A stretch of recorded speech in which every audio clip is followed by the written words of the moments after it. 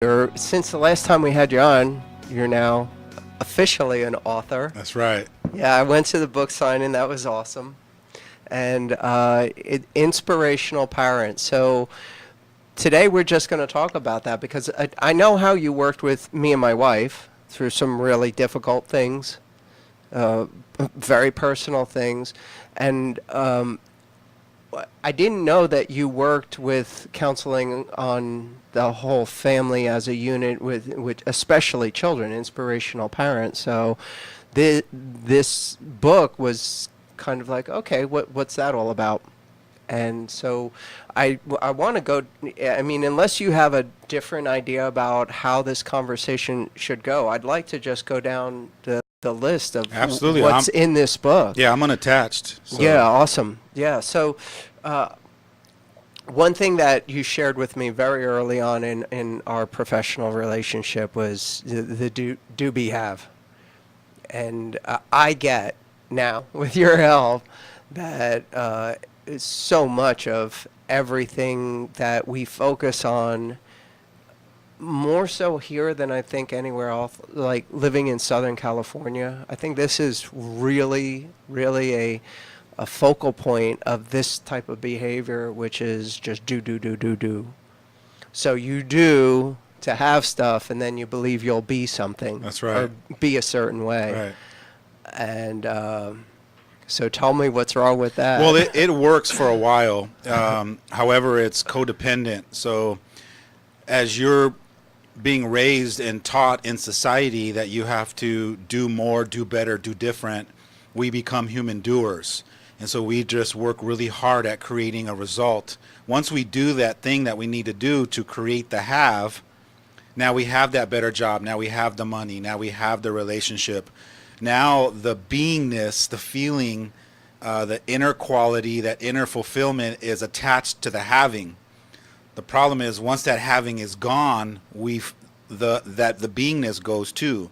So now that I have that great job, and once I lose that job, that high that I've been on, that happiness, that joy, all of a sudden it crashes. And when it crashes really hard because those feelings are dependent on having more, doing more and having more. And so when we start to lose when we stop figuring out how to do to have, then the beingness just fades away.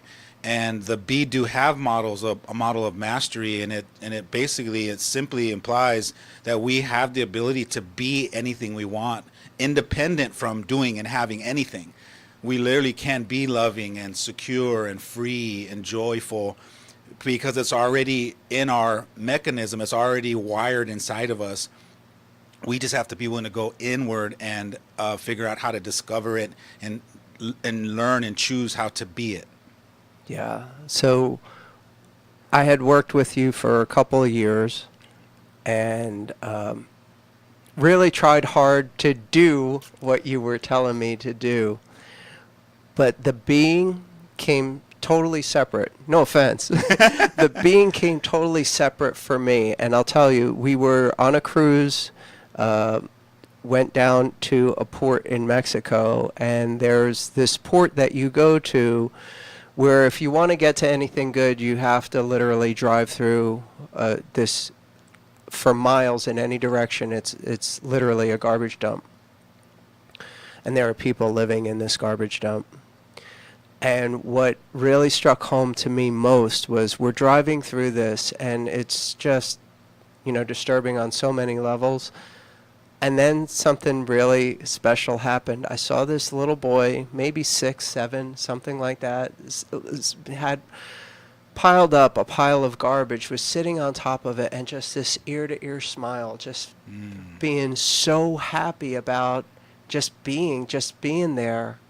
And I'm like, wait a second, how is, and then I got it. It was like, it doesn't matter. None of that stuff matters. None of the, what we have so much attachment to, like you said in the beginning, I have no attachment to this. We have so much attachment to. This kid is literally living in garbage, and yet he can be totally satisfied, totally happy. He was blissful.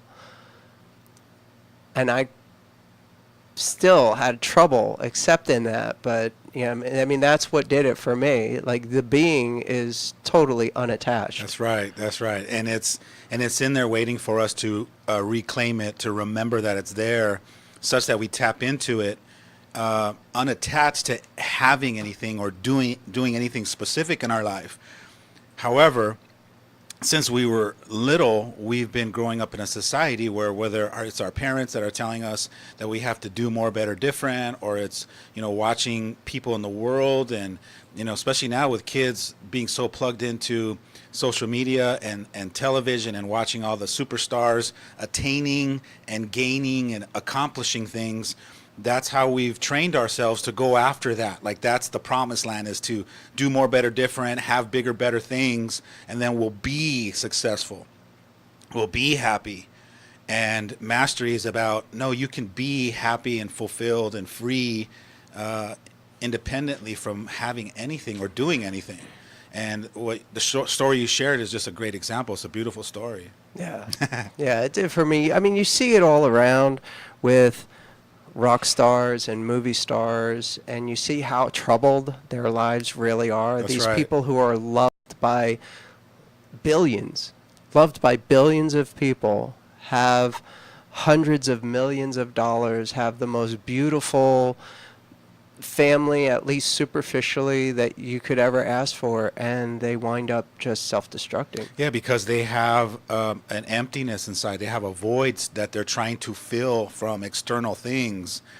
And fulfillment doesn't come from external things. It comes from developing it from within yourself. It's like a manifestation from within, and then to your bucket gets full and then overflows. And so what we do is we go on this journey of trying to attain and achieve and accomplish certain things so we can fill the bucket from outside, not to realize that there's a hole in the bucket, that it just, as fast as you put it in, it goes right out the bottom. And it's sad to see, these celebrities and people just in general chasing their dreams, thinking that when they get there or when they get to a certain place, that's a symbol of accomplishment, that they're going to feel a certain way, and that feeling is going to last forever. That's why earlier I said it's more like it's dependent. It's like an addiction that we chase after, and it never fills it up. And I know that you work with health, and it's kind of like having a certain drink that you drink, and you think that you're quenching yourself. Maybe it's soda, I think.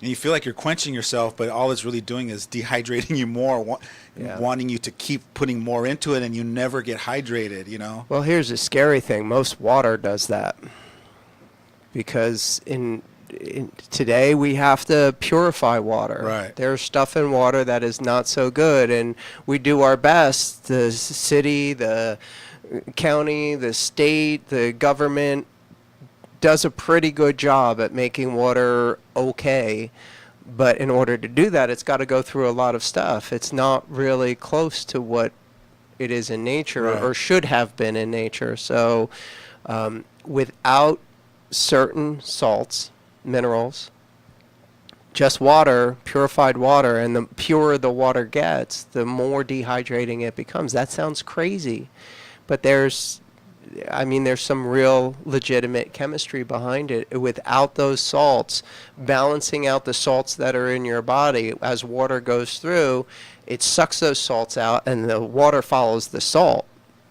Yeah, what a So- great metaphor for thinking that you're putting something in and that you're getting what you think you're getting or supposed to be getting, only to wake up and realize that what you were putting in doesn't have the adequate thing that you need to stay. Yeah. So Yeah, it's like some kind of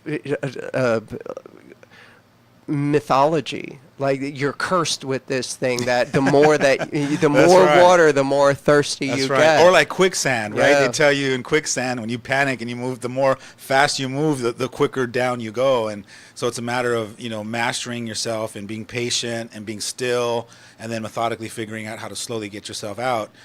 And what I like about that concept is you have to be taught it, or you have to realize it or see it, Become aware. and become hyper aware and go, oh my God, now that makes sense to me. Once you have that awareness, you can now start focusing on the thing that's really going to work for you. So that is the next topic in your book, but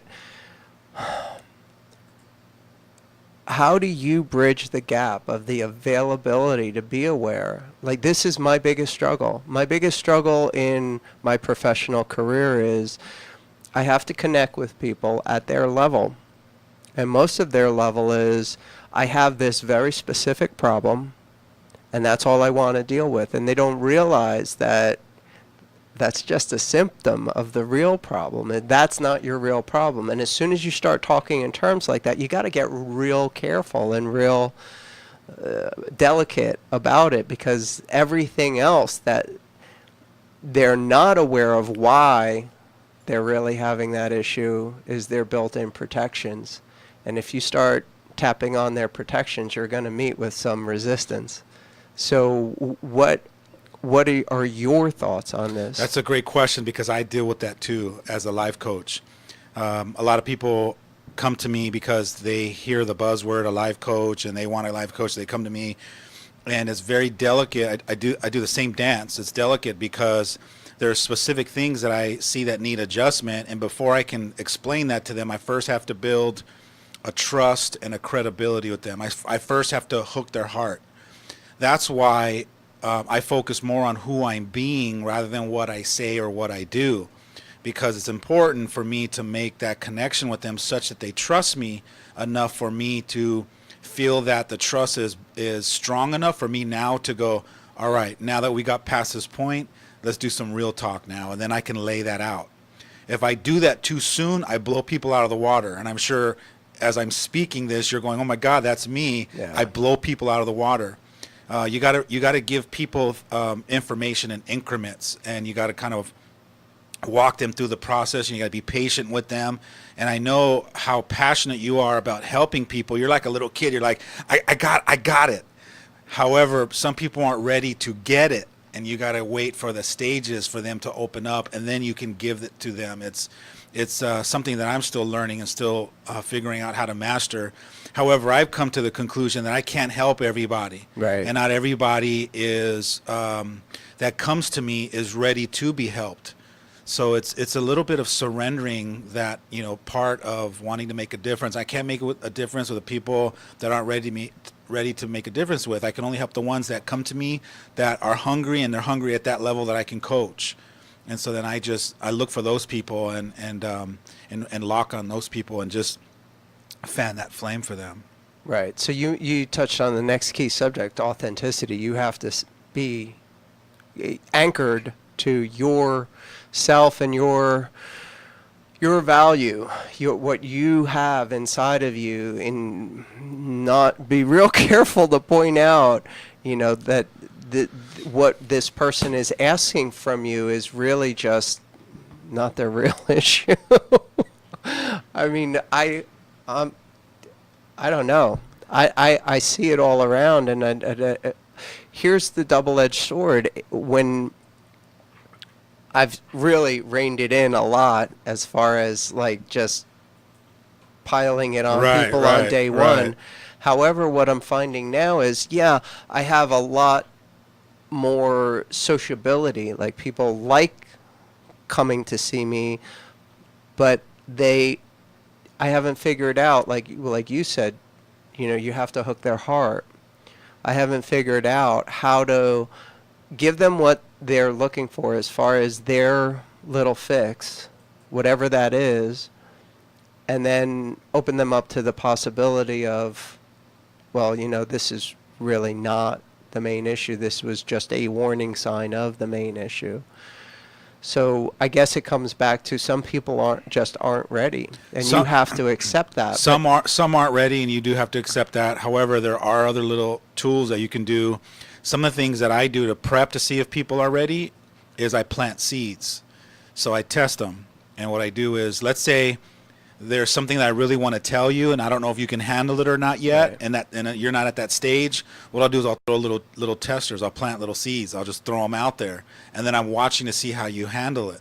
If you handle them, and by the third or seventh or eighth seed, I've already convinced myself, okay, you're ready now for me for the next level. I'm now going to approach you and really break down this whole metaphor for you to really look at, because I need you to see this. Right. But if I throw a couple seeds and you're not grasping them, or they're going one ear and out the other ear, then you're kind of showing me that you're not ready yet to get that, and I still got to figure out how to get you there. And so I take 100% accountability for people.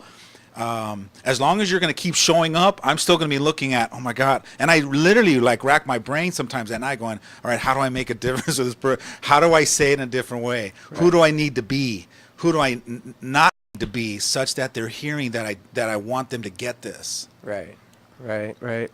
So that's the next step, patience. Patience.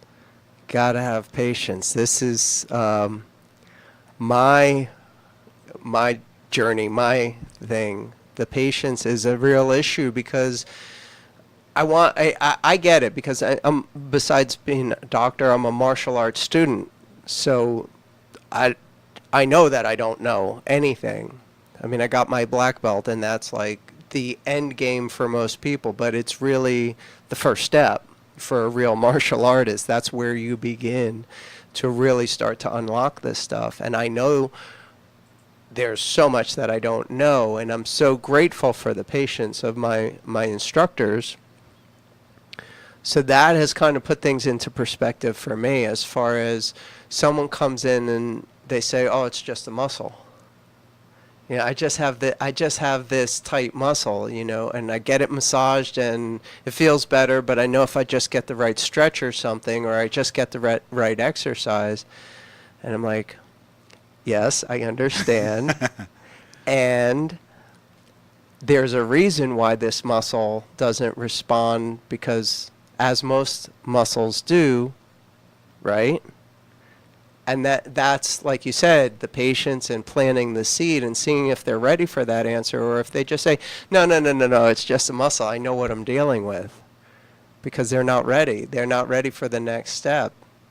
And it used to be that I used to try to power through that and say, no, here's like Nobel Prize winning research. Right. Prove it. More... I'm learning that comes off more as arrogance than anything, proving something to someone who's not ready to hear it. They don't want proof. Yeah, they can. They're not ready for proof. Yeah, they can. It's very easy for them to perceive that you're making them bad and wrong.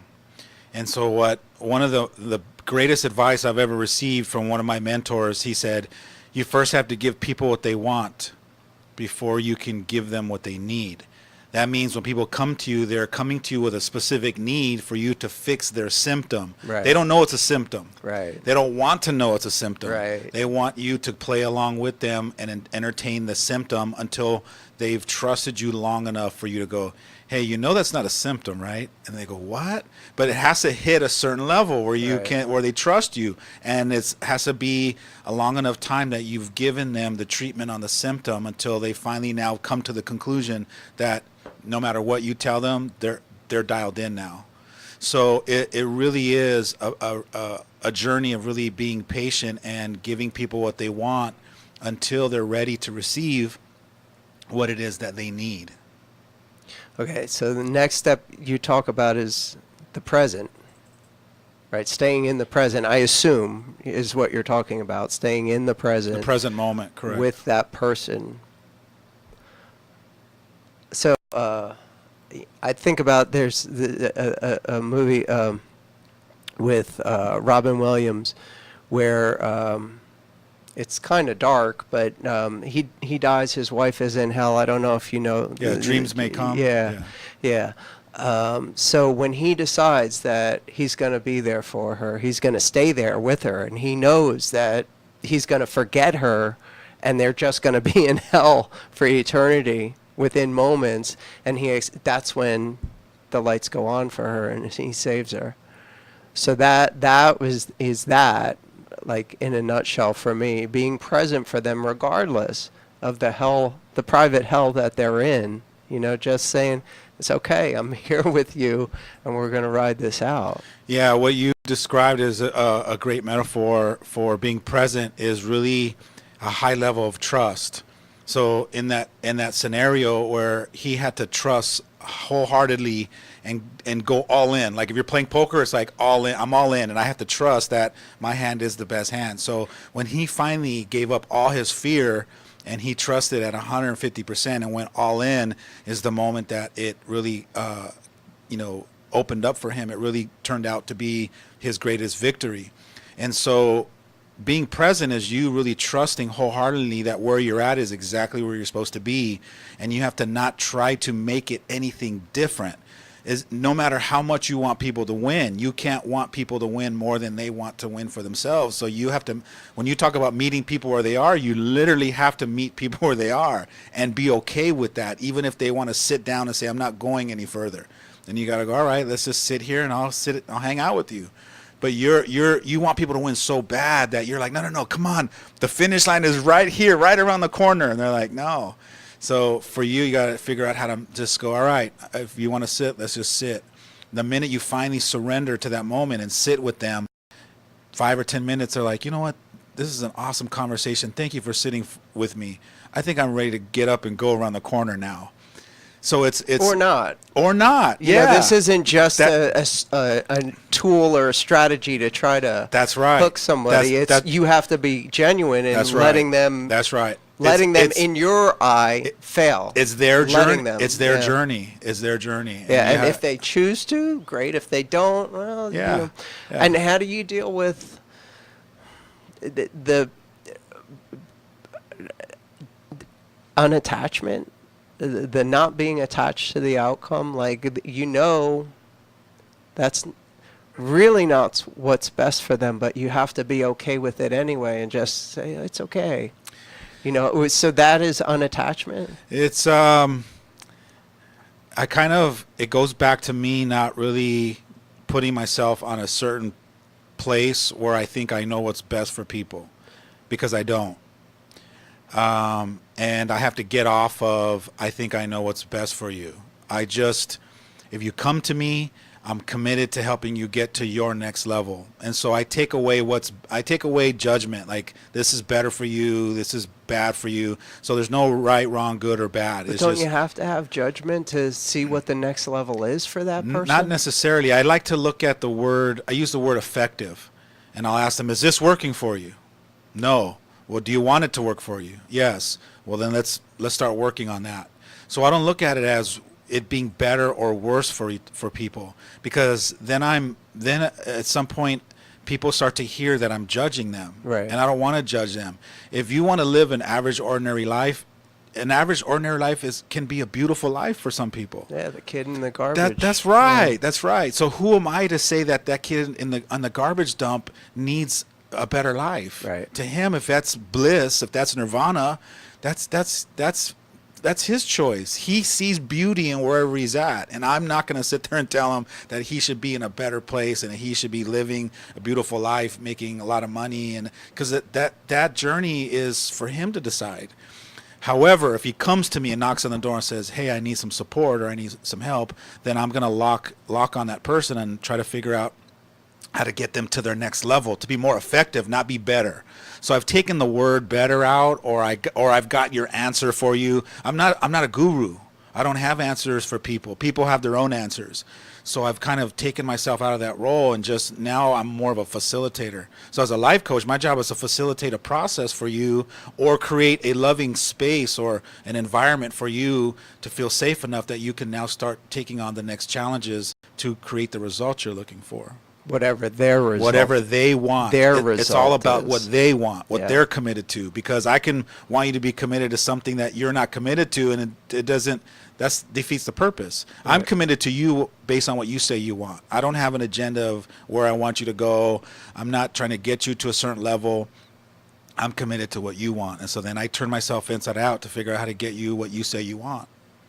That's beautiful. Yeah. We'll be back in just a moment with Alex Urbina. You're listening to Get Better with Dr. Polucki, KHTS, your hometown station. The best live theater can be found right here in the Santa Clarita Valley. The Canyon Theater Guild has been entertaining audiences for decades with top-quality musicals and plays. Located in Old Town Newhall, the CTG also offers workshops for the young actor in your family. For more information, call the box office at 799-2702 or go to canyontheater.org.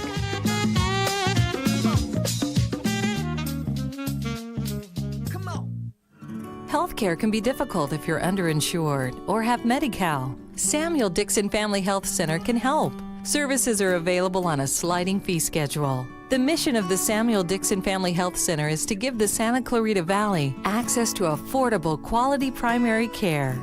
There are 3 locations to serve you: Canyon Country, Newhall, and Valverde. Go to sdfhc.org for more information and to find the location most convenient for you.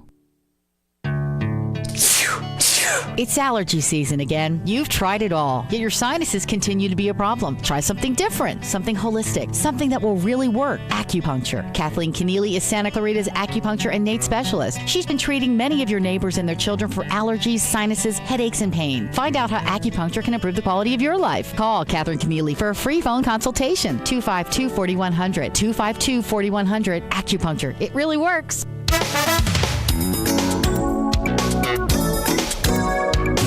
KHTS.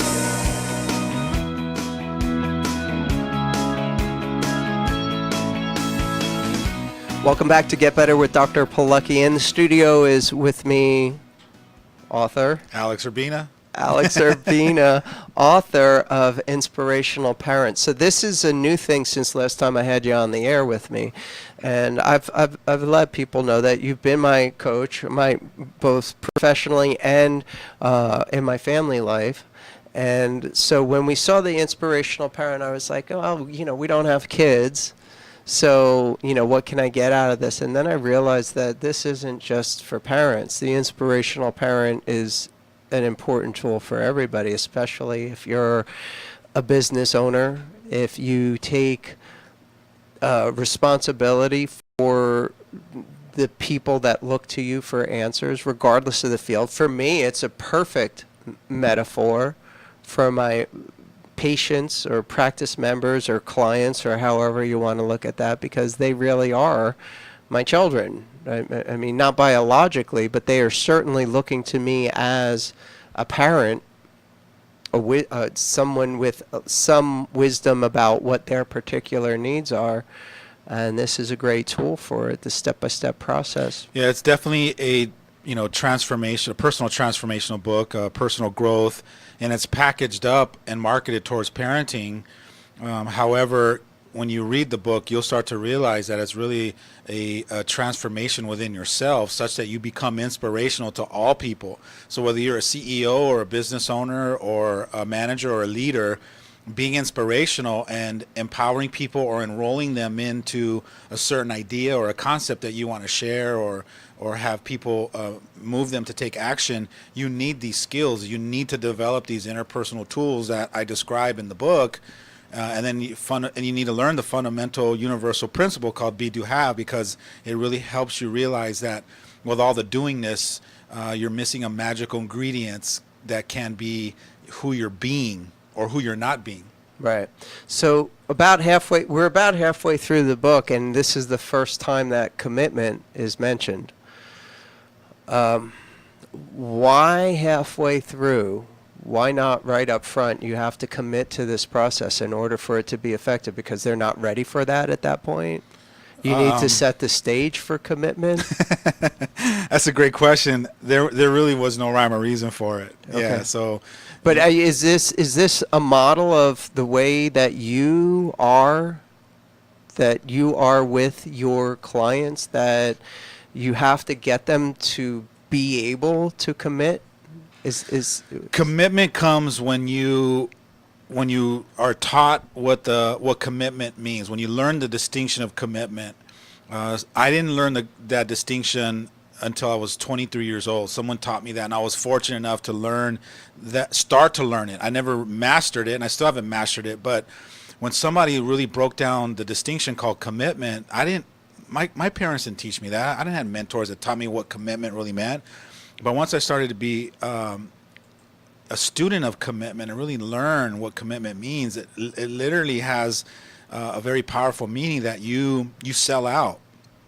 It's like when you go in a battle, you cross that bridge and you burn the bridge behind you, and that's it. It's like, to death or victory, one or the other. And that's a very powerful way to live your life.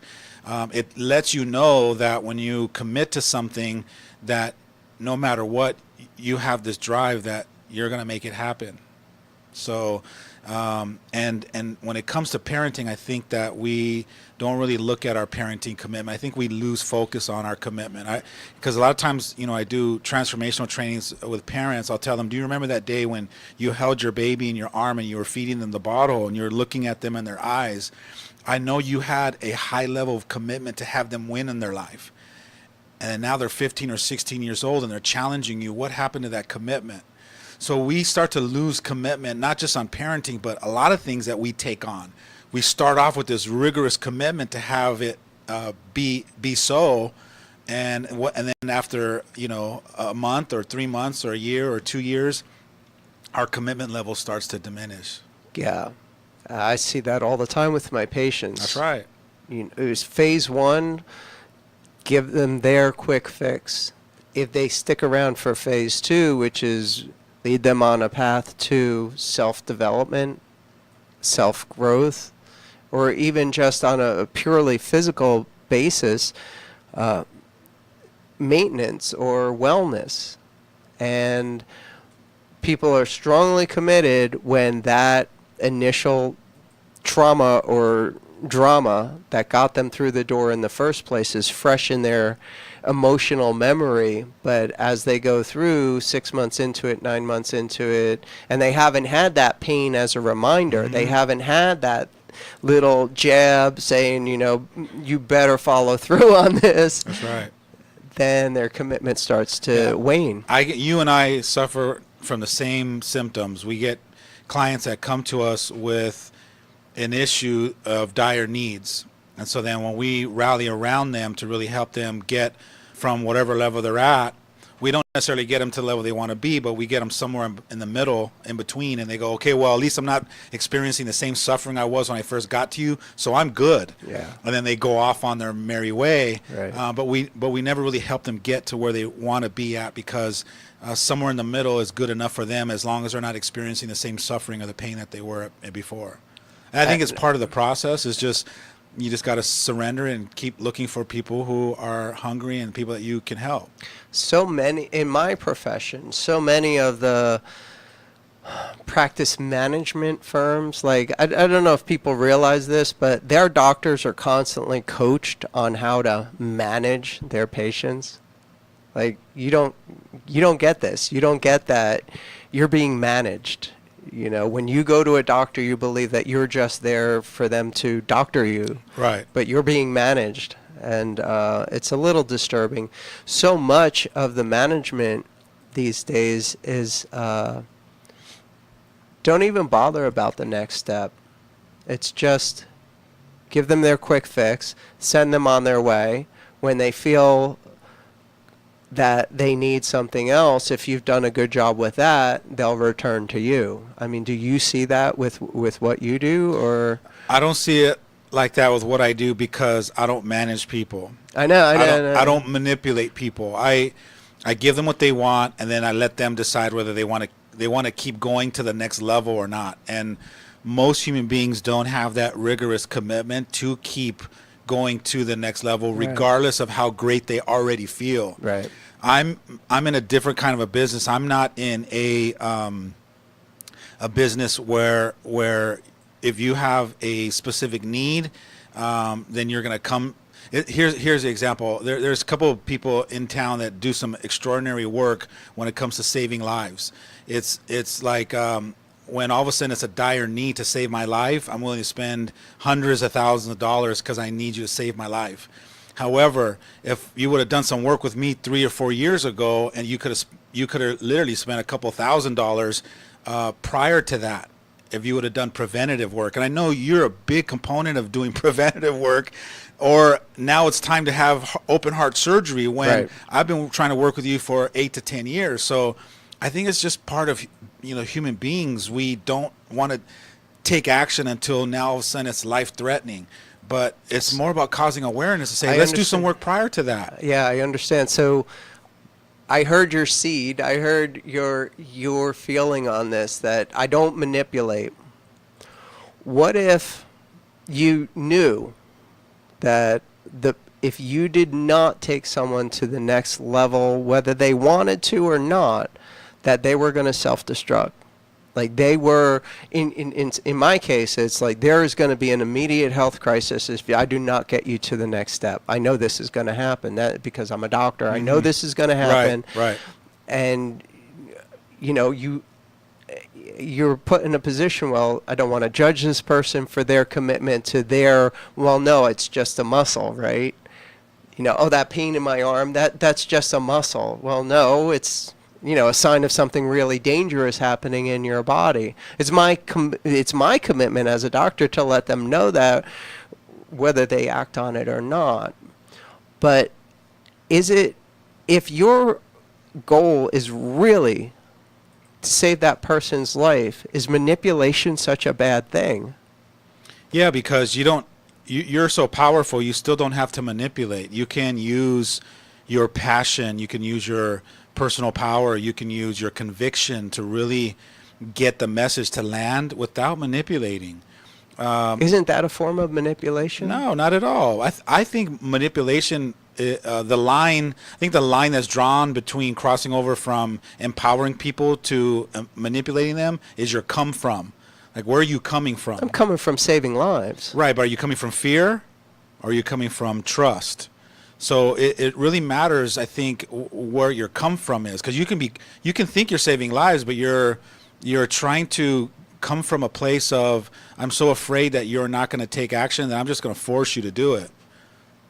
So I think it really boils down to what your come from is, because Right. I can really take a stand for you from a powerful place, and fight for you and get in your face and say, look, dude, if you don't do this, you're going to die. But I'm going to use all of my enrollment skills from a place of trusting and loving you and being, in your face, but from a place of love and trust, versus coming from a place of fear. Then I think that at that point, I'm starting to now manipulate you into making that choice for yourself. No, I get it. Outside of me, I can see it in the outside world, but when it comes to me, I have these protective barriers that keep me safe from facing that. Yeah, and then you got to remember that if you're unattached, then you're unattached all around. Like Right. At a certain point, if I can put my head in the pillow knowing I did everything I could today to get you to see that, and you still chose not to, in the morning if I woke up and I found out that you succumbed to your injuries and you died, I got to be okay with that, because I can't control other people. I can't make people. I can't force people to do things. It's a universal principle. It's a universal law that I've learned a long time ago. I can't make people do stuff. I have no control of anything outside of me. I only have control with everything inside of me. I can only influence you, empower you, invite you, enroll you, stand for you. I can only do those things from within myself, and everything after that, I have to surrender, because I have no control over it. So I'm not going to beat myself up for things that are outside of my control. Well, I'm real good at that. A lot of us are. A lot of us, we feel guilty and we beat ourselves up because, like, I could have done more. I could have done this. And at a certain point, no, you couldn't have. At the end of the day, people are responsible for their own lives. They have to make their own choices for themselves. And sometimes your best that you did and you gave, sometimes not good enough. But it's not good enough like it's bad. Just wasn't good enough for them to see that they needed to make a different choice for themselves. So let's talk about responsibility for a little bit. I always like the little analogy of breaking the word down different. Responsibility. Like, most people look at responsibility as a burden. I look at responsibility as an option. Like, you have the ability to respond instead of just being forced to react. Oh, I love that. It's beautiful. So how does that focus into your work? Well, when I talk about responsibility, I talk about it as a perspective, because there's two different kinds of perspectives you can choose. You can either choose to look from the responsible version of your life and how it unfolds, or you can look through the filters called being the victim, where you're blaming other people and you're pointing fingers at others and you're making other people bad and wrong for the results, rather than saying, no, there's either a part I played in it, a part I could have played in it, or I co-created these results. A lot of times we live in the illusion that other people are doing things to us, and we don't want to look at the part that I played. And if you can really take that deep, honest look and realize that you played a part in it and at least own that part, is when you can start getting your power back. Because from the victim perspective, you're powerless. You can't change anything because I'm blaming you for all of it. But if I choose to go, no, wait a minute, it's not all Dr. Polucki's fault. I played a part in it. I chose to trust him. I chose to give him passwords to my computer. I made all those choices, so I have to take ownership of that. Now the personal power is back in my lap, and then I can make different choices now to clean it up and move forward. So personal power really comes from choosing, and that's why I use the word, you have to choose it. You got to choose the responsible version rather than continually choosing the victim version of perspective. So I heard something in that in order to be responsible, you have to open yourself up to it. You have to become vulnerable to admit that this was at least partially your choice to do that. So let's talk about that real quick. Vulnerability, which is there's a big shield on most people. Like intimacy is not going to happen because that's vulnerability. So there's all these barriers that we set up to protect ourselves. In reality, we're not protecting ourselves at all. So how does that play into being inspirational? When it comes to vulnerability, you got to think of as when you were little, you were purely vulnerable. You didn't have any distrust, and you didn't really have people hurting you. So you were born already vulnerable. What happens is, as we grow up and have experiences, whether we're yelled at by our parents or we're bullied at school or whatever harm that we're getting from the outside world, we start to numb out. We put this imaginary wall up to protect ourselves from being hurt or experiencing pain, whether it's physical or mental or emotional or spiritual pain. We numb. And you got to be open to the possibility that you're now in your 30s or 40s and you've been numbed out for such a long time that you don't know what being vulnerable feels like. You don't know the power of it because you haven't trusted the ability to be vulnerable long enough to realize how amazing and extraordinary that tool is to really draw people to you so that you can be inspirational. Vulnerability is a choice you make to let people in. It's to let them see you. It's to let them, when you're in pain, it's to let them see you in pain. When you're suffering, it's to let them see you. Instead of putting on this mask of ego saying, I got it, I'm okay, I'm fine. You know, how many times do we walk around and go, hey, how you doing? You're like, I'm good. But deep down inside, you're hurting, or you're lost, or you're broken, or you're suffering. And so I think it's just part of who we become unconsciously, where we are constantly keeping people at bay because we're afraid of being hurt. Once you decide that I'd rather hurt because I'm trusting people and I'm experiencing love at a higher level than to be numb the rest of my life and be cold or dead or robotic, is the moment that you can live a beautiful life because you've decided that being hurt is not a bad thing. I think we have it wired like, if I get hurt, that's a bad thing. I don't want to experience that. And so what we do is we decide what are the good experiences and what are the bad experiences. And it happens a lot of times when I work with teenagers and I talk to them about, opening themselves up and being vulnerable, they're like, no, I don't want to do that. And I go, well, why?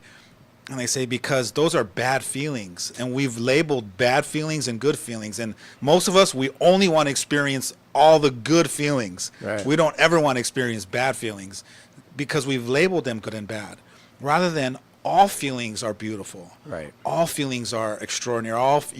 As human beings, we're supposed to feel it all and embrace it all. But we live in this world of good and bad, and we decided we don't want to experience all the bad stuff. We've got to take a break. Let's do it. Our final break. All right. We'll be back to wrap it up with Alex Urbina, inspirational parent. You're listening to Get Better with Dr. Polucki, KHTS, your hometown station. Little Eye Leaders is the newest preschool in the Santa Clarita Valley. At Little Eye Leaders, our outstanding teachers lead with intellect, perspective, and heart. That means our programs provide a warm, nurturing atmosphere to meet the unique needs of each child. We believe that play is a powerful form of learning for young children. That's why our kids have every opportunity to learn through the magic and excitement of play. Parents, schedule a tour today by calling 303-0400 or online at littleeyeleaders.org. Drugs or alcohol abuse can tear a family apart. In Santa Clarita, just like everywhere else, it's an epidemic. The Way Out Recovery is here to help. Call them now at 296-4444 or visit them on the web at thewayoutrocoveryscv.com. The Way Out offers outpatient treatment for adolescents, adults, and family members. The Way Out is compassionate, caring, professional, and confidential. You and your family don't have to suffer any longer. Call the Way Out Recovery now, 296-4444, or visit thewayoutrocoveryscv.com and make an appointment. Asking for help is the first step. The big one is back. Circus Vargas, Circus Vargas, Circus Vargas. The biggest big top, he's back in town. Circus Vargas presents their new mega hit production, Steam Cirque, onto the Big Top at the Antelope Valley Mall, October 19th to the 23rd. Then at Valencia Town Center, October 26th through the 30th. Always the finest in live entertainment and fun for the entire family. See death-defying acrobats, daredevils, comedians, and much, much more. Arrive early for some interactive pre-show fun where your kids can be the circus stars. Discount coupons available at Camacho Auto Sales. Don't wait. Get your tickets now by calling 877-GOT-FUN-1 or go online at circusvargas.com. It's the ultimate entertainment extravaganza. Don't miss Steam Cirque at Circus Vargas for memories that last a lifetime. The big one is back. Circus Vargas, Circus Vargas, Circus Vargas.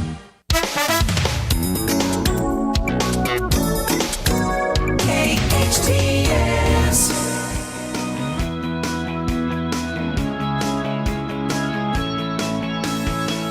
Welcome back to Get Better with Dr. Polucki, AM 1220. Oh, for the time being, KHTS, your hometown station. We're simulcasting in FM starting real soon.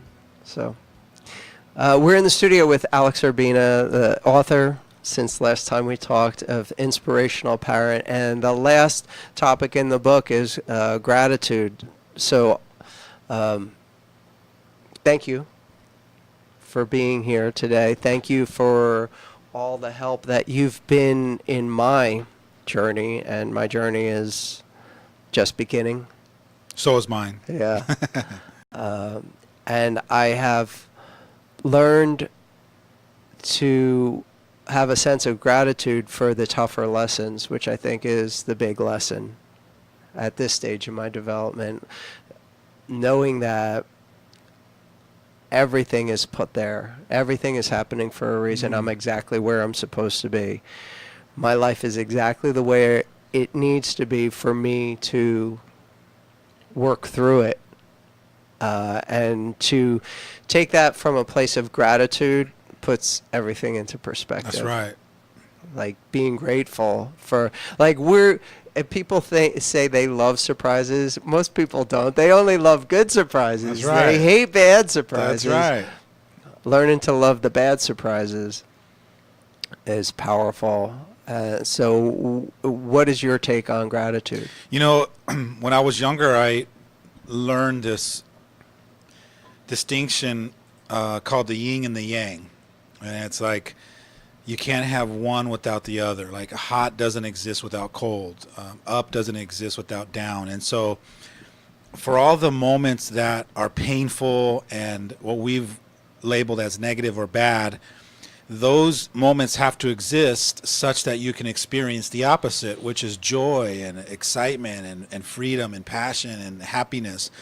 So you can't, not want one thing but only want the other. It doesn't work like that. We live in a universe where one has to exist for the other to exist. So when you really understand that distinction, it helps you get clear that I have to learn how to love the lows just as much as I have to learn to love the highs. What I've started to do is train myself and realize that every breakdown in my life is an opportunity for a breakthrough. And you can't constantly have breakthrough. It doesn't work like that. Right. The breakdowns have to come. You have to lose just as many times as you win. And imagine if you won all the time, you would be numb and callous to the experience of winning. It would be boring. So life, And you'd find ways to lose. that's right. You'd probably sabotage yourself just to give some meaning to the winning and have the experience be so profound. So you have to learn how to love all moments and and then when that happens, then you realize what gratitude is really about. It's like, man, I'm grateful for all of it. And when you get to that level, it's such a freeing place to live your life.